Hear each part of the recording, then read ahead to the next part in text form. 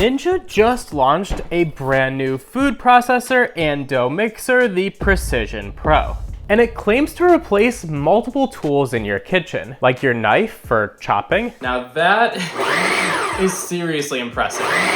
Your grater for shredding, your rolling pin for making dough. That is a bit of a sticky mess. And somehow your blender too. Ooh, that is looking super creamy. But does it actually hold up?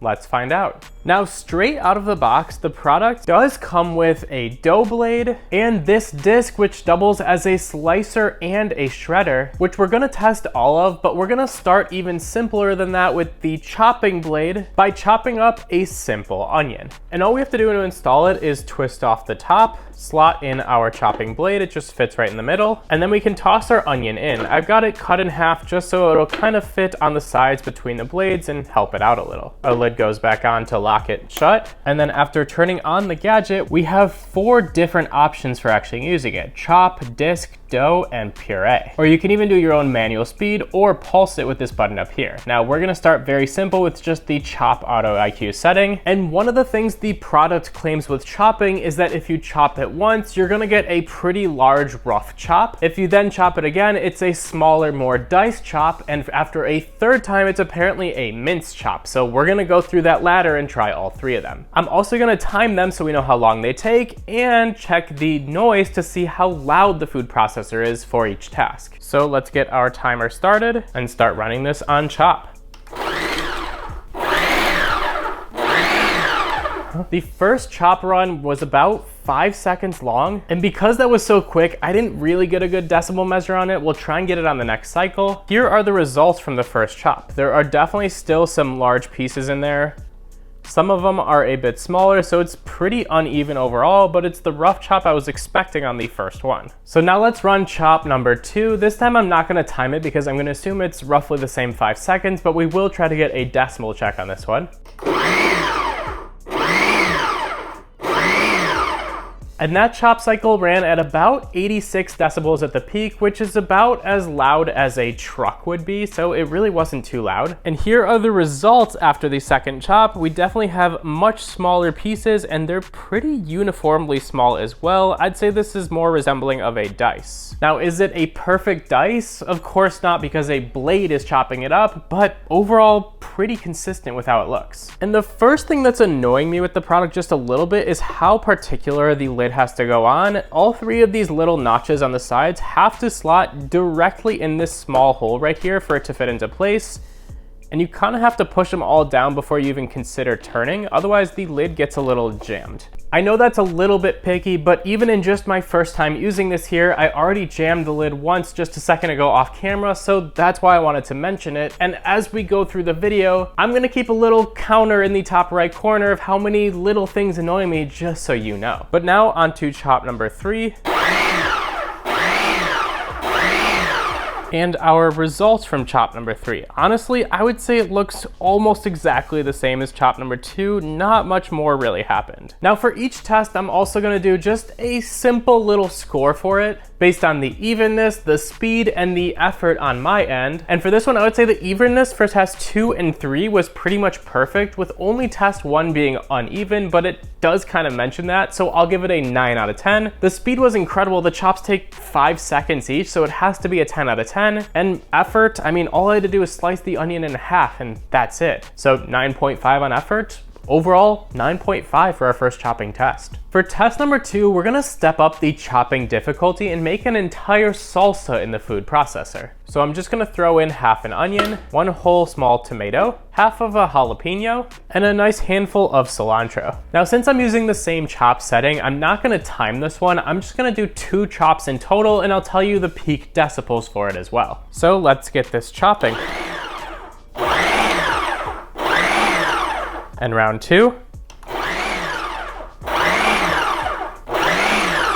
And that peaked just slightly higher at 90 decibels, but overall still pretty quiet for a kitchen gadget. Here is the chopping of all of our ingredients. And here's a good spoonful of our salsa. Now everything is decently chopped, but the tomato definitely still has some larger pieces in there like this. But I'd say it's about 80% chopped throughout and definitely could be used with some chips and make a delicious salsa. So for the evenness on this one, I'm gonna have to go 8 out of 10. It probably would have helped if I started with the tomato cut in half, but there definitely are some large tomato chunks in there. Speed and effort though, I have to go 10 out of 10 again for the same reasons as test number 1. It was incredibly fast and I did pretty much no effort. So overall, our salsa test gets an 8.7 out of 10. For our third and final chopping test, I want to see if the blade can handle chopping something harder than what it's done so far. So we're going with whole raw carrots, which I'm just gonna break in half so they fit inside of there a little better. And then I'll just get those thrown into the sides and we'll see how much it can handle. And I was able to fit 4 full carrots, which is definitely a decent amount. Let's get this assembled back up. And for the last time, we'll run this on our chop setting, probably with 2 total chops. And that did pretty good in round 1. Let's do round 2 though. And now inside of there, I'm seeing a bunch of really small pieces of carrots. I'm curious if this can actually get closer to a mince. So let's do our third and final round of chopping.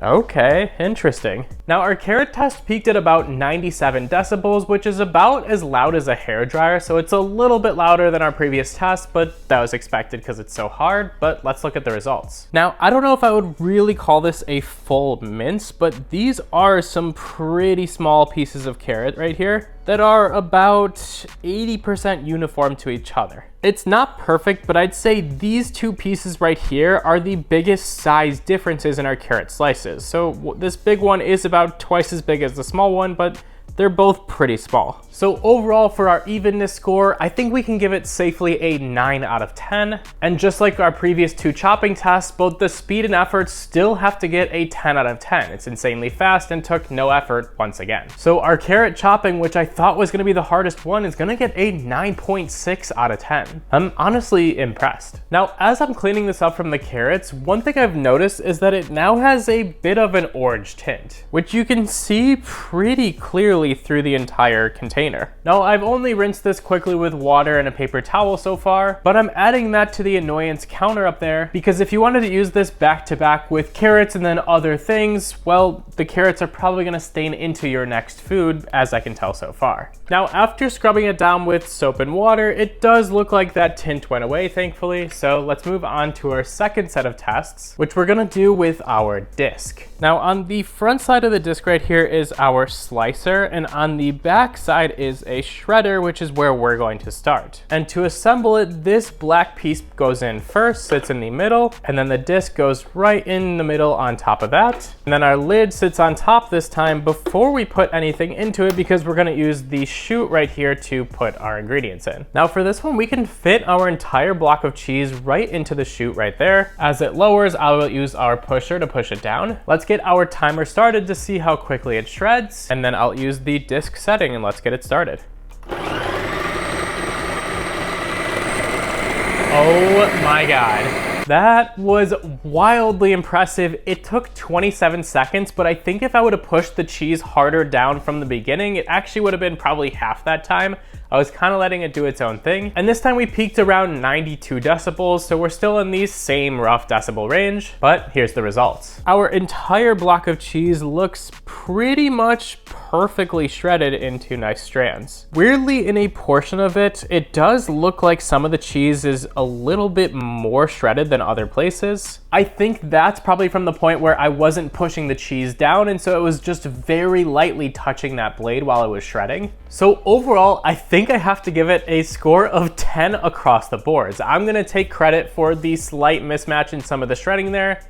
I do believe it was entirely my fault, but the speed and the effort and the evenness aside from that, all pretty much perfect. Now, after that test is completed, I know there's one more little thing that's just about to annoy me as I prepare for the next test, and that is the cleanup of this. Inside of the lid, we definitely have little pieces of cheese that are caught everywhere, but more importantly, in the blade, in the edge around it there, we have cheese pretty much doing a full 360 that I know is just gonna be difficult to get out. So that annoyance counter is gonna go to 3. And I was wrong. I just finished cleaning all the pieces. It took maybe 20 seconds and none of the cheese really stuck anywhere. So that annoyance counter has to go back down to 2. For test number 5, we're gonna shred up more ingredients and we're gonna make an entire coleslaw. Now for this test, I think most of the time it's gonna take is me grabbing ingredients and feeding them into the chute. So I'm not gonna bother with a time of it because it depends on how quickly you're feeding ingredients into there. Let's just see how well it works. I've got our first piece of cabbage already slotted into here. Let's get the disc going.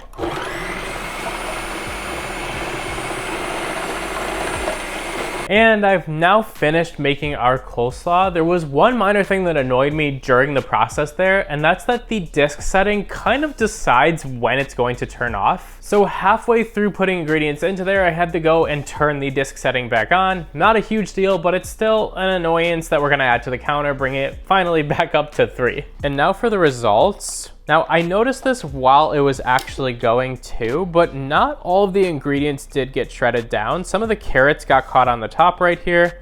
Most of our other ingredients did make it through fully, but not entirely. But overall, here's the results after the grating. Overall, I would say it did a pretty good job. Most of it is grated up pretty fine and it's all mixed together. But aside from the pieces on the top, also some larger chunks definitely got into our coleslaw as well, like these. So honestly, this is probably our worst test so far. For an evenness score, I'm only gonna include the pieces that actually made it down and not include the pieces that got caught on the top there, because at least they didn't make it into our coleslaw, but we do have chunks inside of here still, and for coleslaw, you'd have to manually pull all of those out. So I think it's a pretty big deal that it did fall down.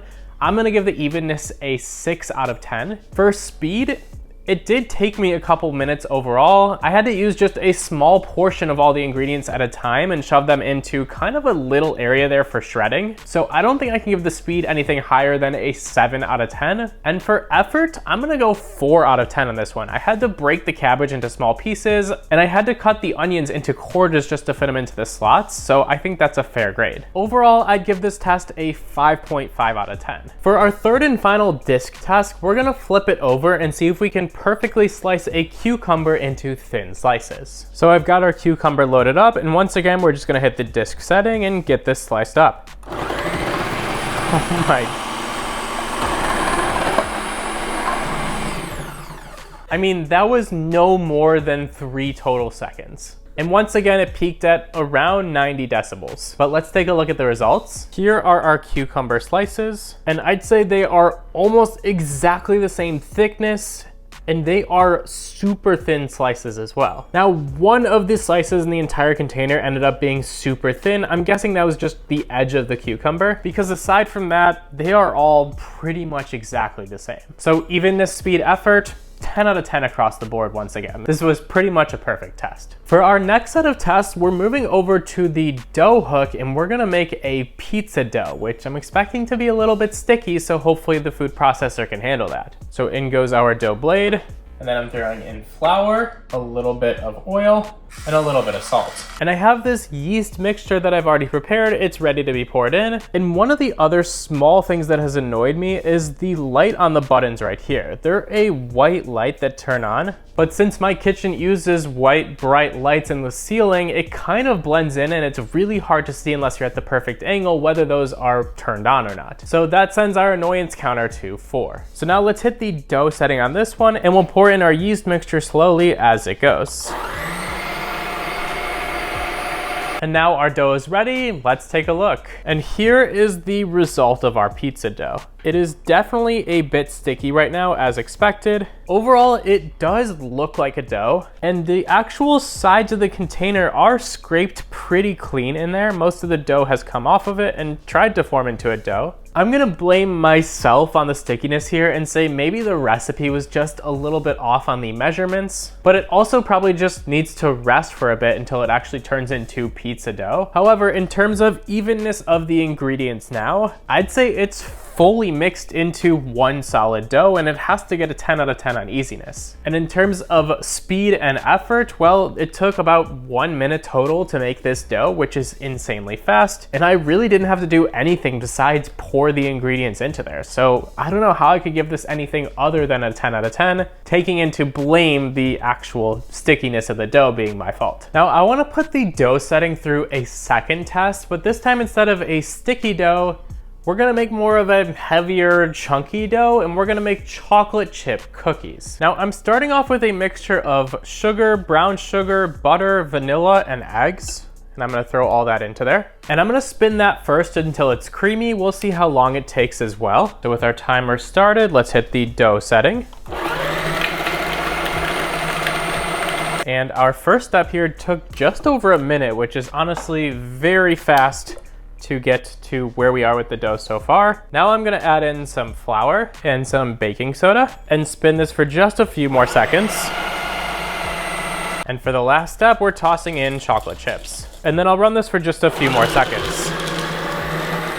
I mean, that looks so delicious. I kind of want to just eat it right now before baking. Holding just a little bit in my hand, it looks pretty perfectly mixed into a cookie dough with the chocolate pieces very evenly distributed. So yeah, I'll definitely be making cookies after this, but for now, in terms of evenness, looking throughout the container, I don't see any reason to not give it a 10 out of 10. And same with effort and speed. I got a full cookie dough in probably 4 total minutes, and that's mostly with me spending most of the time pouring all the ingredients in. So yeah, we got another perfect test. For our fourth and final test, we're testing the last auto IQ setting, which is going to be puree and needs our chopping blade once again.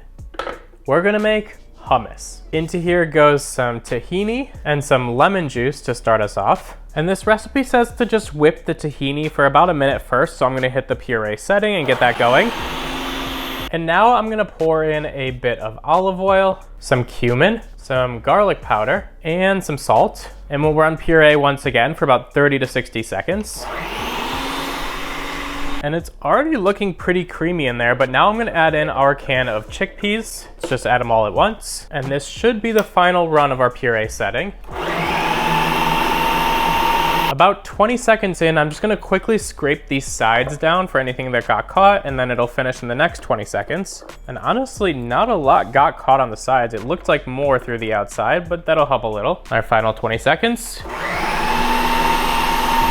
Now the recipe I'm using says that near the end you might have to thin it out with water to get it to really process, but I want to see how the food processor did just with those ingredients, so let's take a look. And here are those results. Honestly, it's looking pretty perfect already. Ooh, that is looking super creamy. Here's a nice close-up shot of that hummus, and I don't see any reason to try and thin this out. Let's just do a little taste test to see if I can taste any inconsistencies. I'd say there's minor inconsistencies with it, but honestly, I kind of prefer hummus like that. It has just a small amount of texture. If it was any thinner or smoother, it would taste more like soup to me than hummus. So this is 100% ideal for me in terms of hummus. Now look, as much as I don't want to give perfect 10s across the board once again, I feel like I have to. It's pureed pretty perfectly smooth. It took almost no time and no effort. It's probably about 5 minutes to make hummus. So yeah, 10 out of 10 for our final test. Overall, this food processor excelled in nearly every single test I put it through, and I'm really excited to replace a bunch of the things that I have in my kitchen with just this one gadget. It's gonna save me so much space, and I can definitely recommend it. Now, if you want to see more Ninja product reviews, I have an entire playlist of all of the products I've reviewed right here. And in the meantime, I'm gonna go enjoy the cookies now. These look absolutely delicious.